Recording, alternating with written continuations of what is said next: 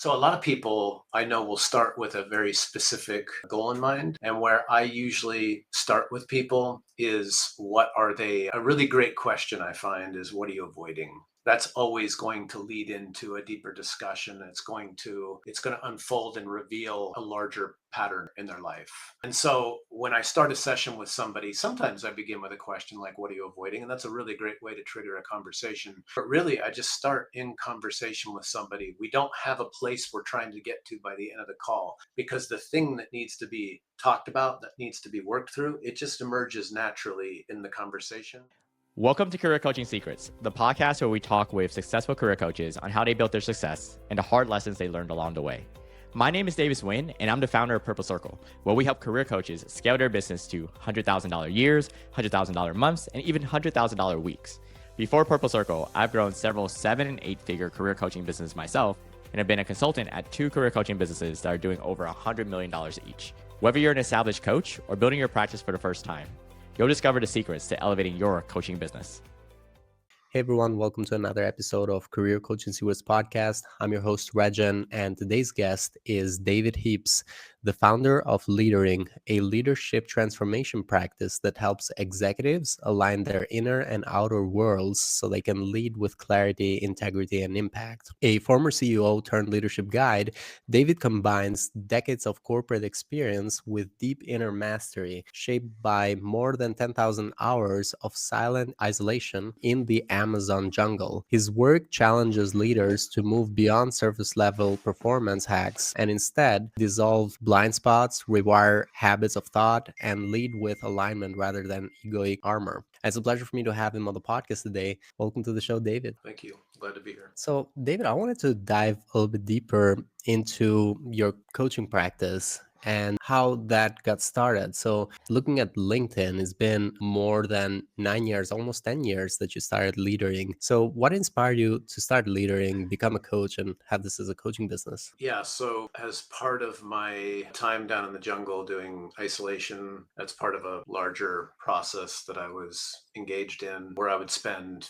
months at a time in the middle of the jungle by myself, not speaking to anybody, doing one meal a day, and working with a particular plant. That's a whole other subject I could get into, but probably not relevant for our conversation. And, you'd have these long periods of isolation. And in that, you don't listen to music, you don't read, you don't really do anything but just kind of sit with your own thoughts, meditate, wait for your next meal 24 hours away, in some cases. And during that time, I don't know how specific you want me to get, but in the middle of one of my processes, I had a bit of an awakening and had a 6-week period of time where I just had all these ideas about the way I needed to help people in the world. And it didn't come fully formed, like you need to start an executive coaching practice. And, this is what you're going to do. It was a little more vague than that, but I was just very much getting in touch with what was unique to me and what was special to me and what my strengths were and really articulating my unique lens, my journey and so forth. And so when I got home, I knew that I wasn't going to go back to a job. I knew that I was going to be helping people. I didn't know what capacity. And then as the days and the weeks rolled by, opportunities started to unfold and kind of open up. And,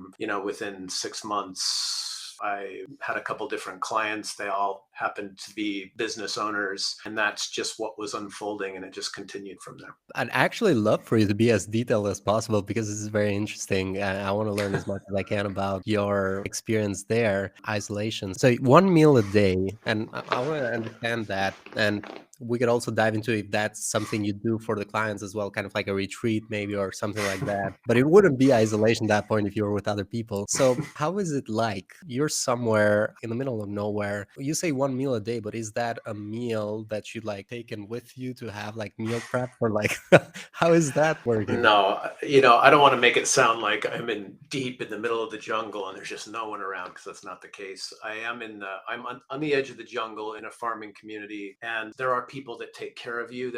They're in a nearby area, but you're just isolated back into the jungle a ways. So you're away from other people. But there are shamans and people who work with different indigenous people, the Shipibos, who I studied under in Peru. And so they're nearby and they're checking on you every day. Obviously, when they're bringing you a meal, they can have eyes on you and they can see that you're okay. The meal consists of a fish called boca chico, which is this fish that is sort of a vegetarian fish. It only eats algae, doesn't eat other fish. And then you have like usually a baked plantain, which is very tough and kind of hearty. And then you have a bowl of mashed plantain. It exists on for whatever period of time you're in the jungle. I don't remember if you asked another part to that question, but that's sort of the basics. Yeah, so is this something that you do often? Is how can someone do something like that? It's not something I do often. I still do the process, but it's different for me now. I don't do isolations like I used to. It wasn't,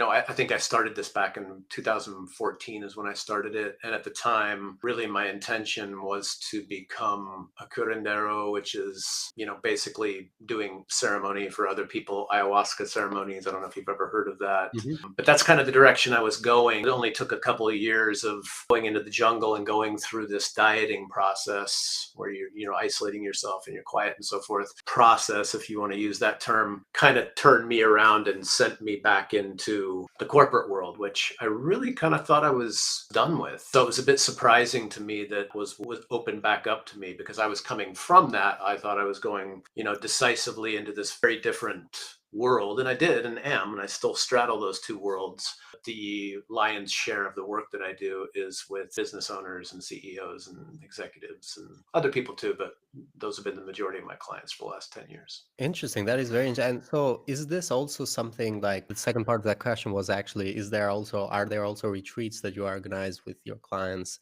in a similar way to what you've experienced? Not yet, no. That might be something that I think about doing in the future, but that hasn't unfolded that way yet. Just to explain, if the people that are listening might fit the profile that you typically serve, how would you describe the ideal client profile? Are we talking about a specific industry, demographic, psychographic? Do they have some common goals or other commonalities that you're seeing? Well, no. My clients are all over the board. And, most of them honestly are far more educated than me. They've gone much farther in business than I have.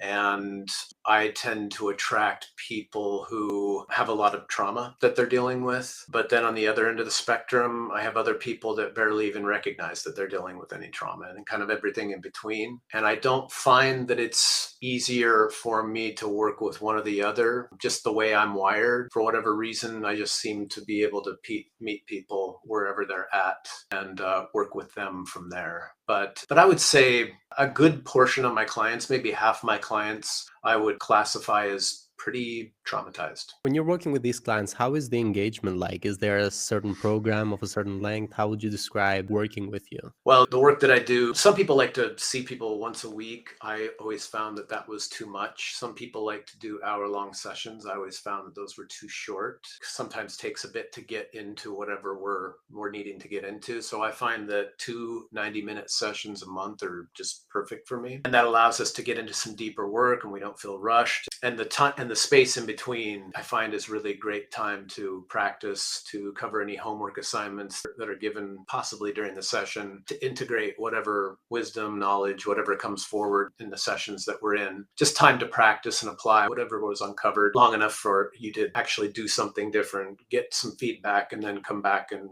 sort of reorient. And then once somebody has been doing that long enough and I feel like they're in a good place, they're strong, they're stable, they're really strong in their work. I do run small executive peer groups, and I may choose to invite somebody into one of those peer groups where they can continue learning and growing with others who are on similar trajectories. It's all about that relationship with your own thoughts, how to navigate the complexities of, being a leader, that mind that you're lugging around. For your clients right now, this is going to be a question mostly coaches that are listening are going to find interesting is where do you find your clients? Is there a certain marketing channel that you find that is working really well for you? No, in fact, I would say, it's been almost 10 years and I've only been marketing for less than 6 months before that. Everything has been word of mouth. It's been organic and it's been really easy that way. And it was just in this year hit a couple bumps just because of what's going on with the change in administration and the economy and so forth. Hit a couple bumps and realized like I kind of need to spend some time working on my marketing. So I've been doing that. And so,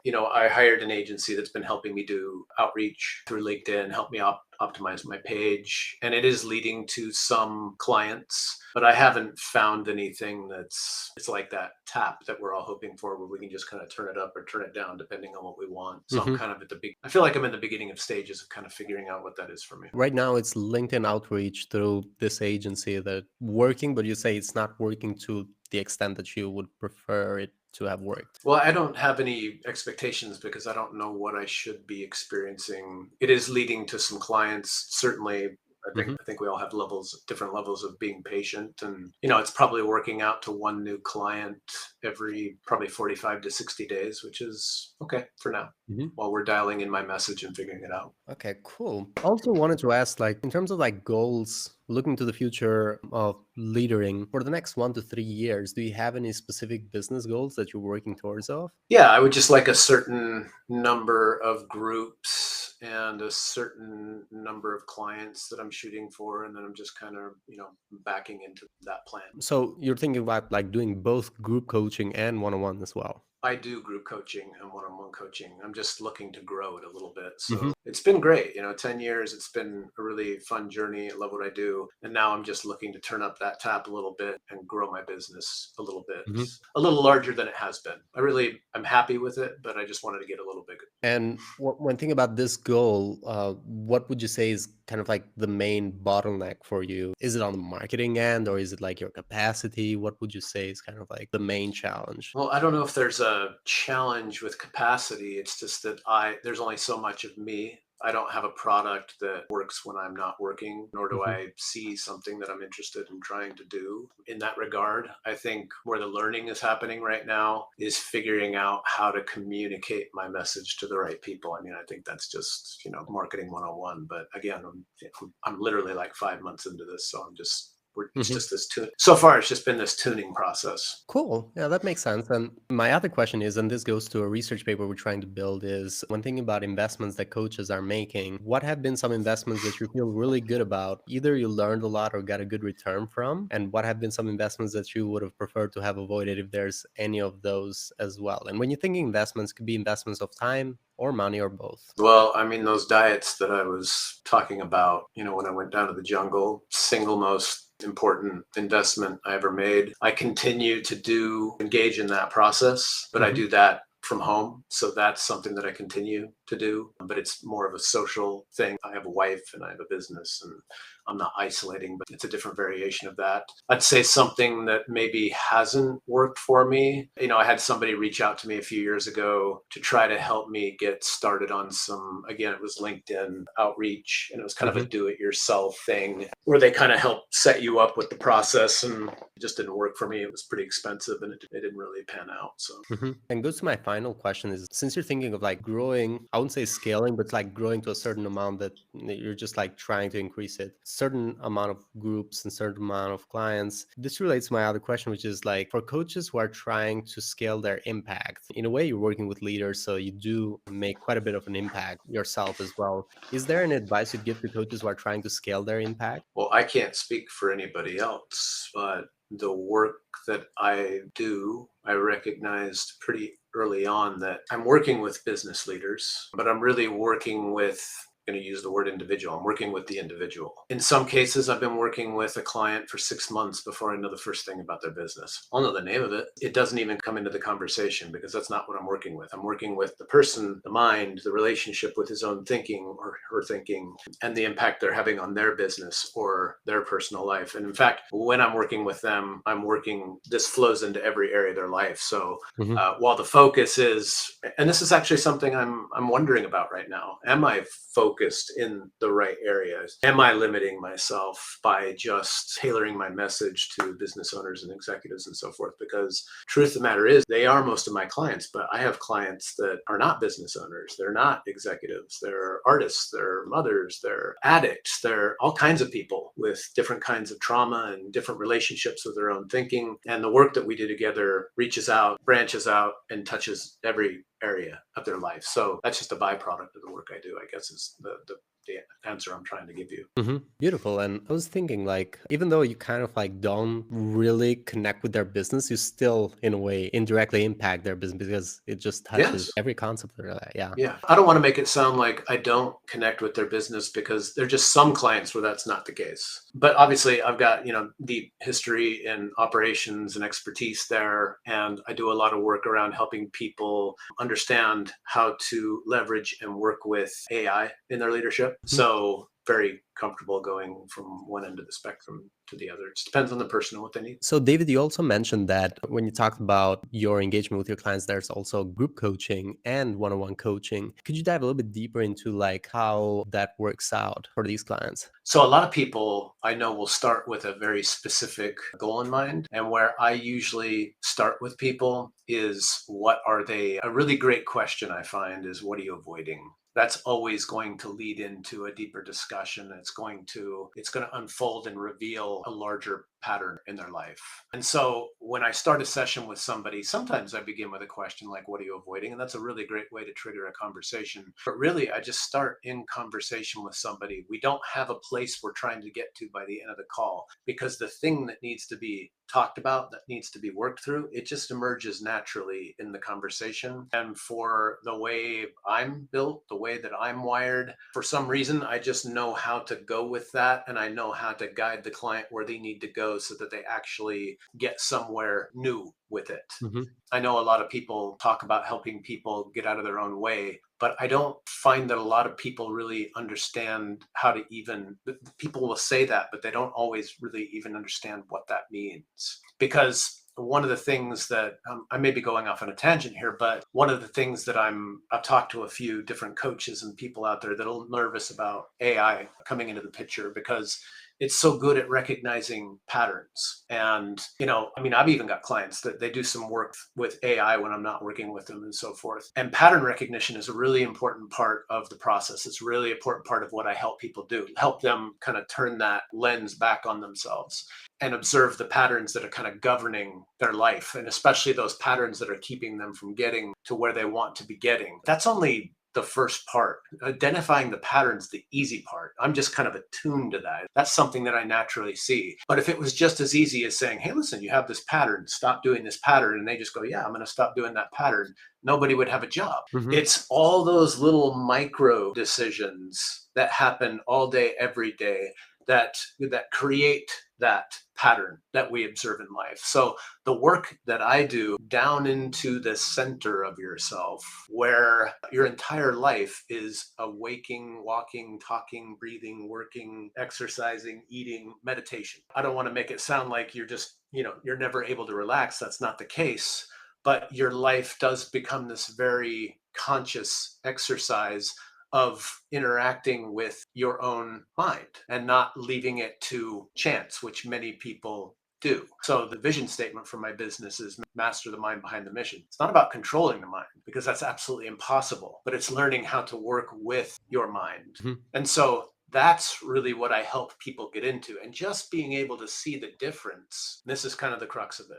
Seeing the difference between what I am and the thoughts that I experience. If you can get there, that's where it all starts. And getting there that's a different journey for different people. Where the groups come in is, once I feel like somebody's close to that point, or they've kind of gotten to that point, it really is about authenticity. And I'm talking about showing up with other people who are working on the same endeavor. And what's that endeavor? To be in a group of other smart people who are working on the same inner project, and we're creating space for each other to be brutally honest with ourselves and each other, without judgment. In fact, with encouragement, with cheerleaders, with, that's really the point of the group. And we all have different comfort levels with how much we're willing to be seen and so forth. So the groups are really just this learning lab, very small groups. I don't allow more than 4 people in a group, where people can come together and really practice being with each other when they're going into these very delicate, very scary, very,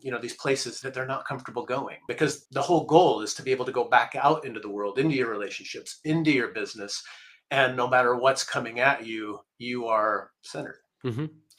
Interesting. So if I understood that correctly, and you can correct me at parts that I'm wrong about it, is initially it starts like when we think about the one-on-one engagement, initially it starts with awareness and kind of like unlocking these unknown unknowns for the clients through the conversation. So you're kind of like triggering thoughts that they wouldn't have triggered naturally in their own way. So it's kind of like when we say getting out of their own way is like their own way actually wouldn't have ever in a specific way unless triggered otherwise. And then once awareness is there, it becomes an endeavor about having some sort of a structure that you're practicing. And then once that awareness and structure is there, then the group coaching is kind of like the next level, right? Yeah, it's a way to continue and to grow and to practice, because just getting to the point where that inner architecture starts to become visible to you in a way. Once you get there, then the journey begins. Like you're just starting. Now you actually have to go forward and learn how to work with this new awareness, and being in a group of people that are all working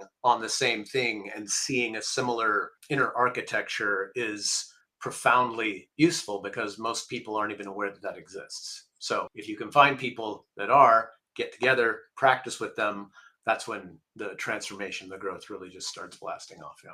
Thank you so much, David. Well, I really appreciate your time today. For anyone who wants to connect with you or find you, they can go into LinkedIn, look up David Heaps. They'll be able to find your profile. Is there any other way that people can connect with you? Also, leadering.com, which is the website. We'll put that in the description. Apart from these two, is there any other way people can connect with you? Those are really it. LinkedIn and then leadering.com. That's the best way to reach me for sure. Thank you so much, David. Yeah, you're welcome. I hope I was able to answer your questions. That's it for this episode of Career Coaching Secrets. If you enjoyed this conversation, you can subscribe on YouTube, Spotify, Apple Podcasts, or wherever you're listening to this episode to catch future episodes. This podcast was brought to you by Purple Circle, where we help career coaches scale their business to $100,000 years, $100,000 months, or even $100,000 weeks, all without burning out and making sure that you're making the impact and having the life that you want. To learn more about our community and how we can help you, visit joinpurplecircle.com.